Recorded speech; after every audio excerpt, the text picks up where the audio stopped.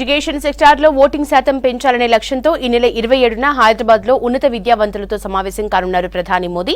BRS నిన్నటి party అని దానికి భవిష్యత్తు లేదని విమర్శించారు.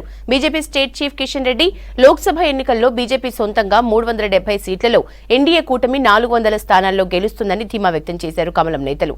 ఆదిలాబాద్, నిర్మల్, కరీంనగర్ కు చెందిన బీఆర్ఎస్ నాయకులు బీజేపీలో జాయిన్ అయ్యారు.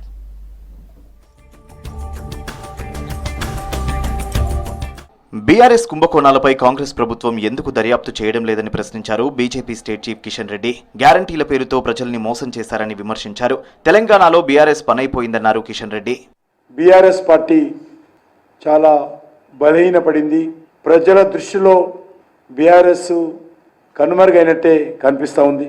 ముఖ్యంగా ఆ పార్టీకి సంబంధించినటువంటి నాయకులు, గెలిచినటువంటి ప్రజాప్రతినిధులు పార్టీలు మారడం పట్ల ప్రజలు అసహించుకుంటున్నటువంటి పరిస్థితి కనిపిస్తూ ఉంది. ఆ యొక్క బాధ, ఆవేదన కేసీఆర్లో కూడా కనిపిస్తూ ఉంది. 10 ఏళ్లుగా ప్రధాని మోదీ అవినీతి లేని పాలన అందించారన్నారు బీజేఎల్పీ నేత ఏలేటి మహేశ్వర్ రెడ్డి. ఉమ్మడి ఆదిలాబాద్కు చెందిన జిల్లా పరిషత్ మాజీ చైర్మన్ శోభా సత్యనారాయణతో పాటు నిర్మల్ పట్టణ కౌన్సిలర్లు, ఎంపీటీసీలు, సర్పంచ్లకు కండువా కప్పి బీజేపీలోకి ఆహ్వానించారు కిషన్ రెడ్డి. అవినీతి మచ్చలేనటువంటి ఒక నాయకుడిగా, దేశ ప్రపంచ నాయకుడిగా ఎదిగినటువంటి నరేంద్ర మోడీ గారి మీద మీరు ఎన్ని రకాలుగా మాట్లాడినా ఆకాశం మీద ఉమ్మేసినట్టుగానే ఉంటుంది. మీరు ఈరోజు మీ స్థాయిని మరిచి మాట్లాడుతూ ఉన్నారు రేవంత్ రెడ్డి గారు. ముందు నీ మీద ఉన్నటువంటి అవినీతి ఆరోపణల ముందు నువ్వు సమాధానం చెప్పే ప్రయత్నం చెయ్యు. రాష్ట్రంలో కేసీఆర్ బస్సు యాత్ర కాదు, మోకాల యాత్ర చేసినా జనం నమ్మరని ఎద్దేవా చేశారు ఎంపీ లక్ష్మణ్. అసెంబ్లీ ఎన్నికల్లో బీఆర్ఎస్ కు జనం బుద్ధి చెప్పారని అన్నారు. ప్రభుత్వం పడిపోతుందని సీఎం రేవంత్ అభద్రతా భావంతో ఉన్నారన్నారు. లోక్సభ ఎన్నికల్లో రాష్ట్రంలో బీజేపీ 12 సీట్లు గెలుస్తుందని ధీమా వ్యక్తం చేశారు లక్ష్మణ్. కేసీఆర్ గారు గమనించాలా, బస్ యాత్ర కాదు, మీరు మోకాళ్ళ యాత్ర చేసినా తెలంగాణ ప్రజలు ఇవాళ మిమ్మల్ని నమ్మే స్థితిలో లేరు.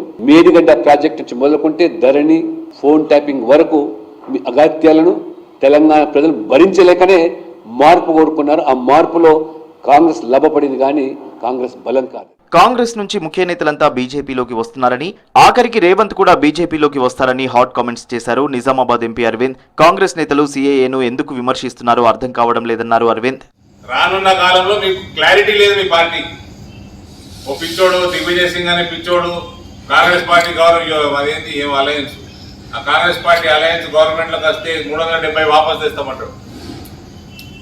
మీ రాహుల్ గాంధీ టుకడే దేశ్కి టుకడే ఉంది, ఇన్షాల్లా అనేటువంటి మీ రాహుల్ గాంధీ నడుస్తూ ఉన్నాడు. దాన్ని పక్కన పెట్టుకొని మీరు టోపీలు ధరించేసి సిఏఏ వద్దంటారు, మీరు ఎన్ఆర్సీ వద్దంటారు, మీరు యూనిఫామ్ సివిల్ కోడ్ మీద ఒక మీ స్టాండ్ చెప్పరు, పాపులేషన్ కంట్రోల్ చేసుకుందామంటే చెప్పరు.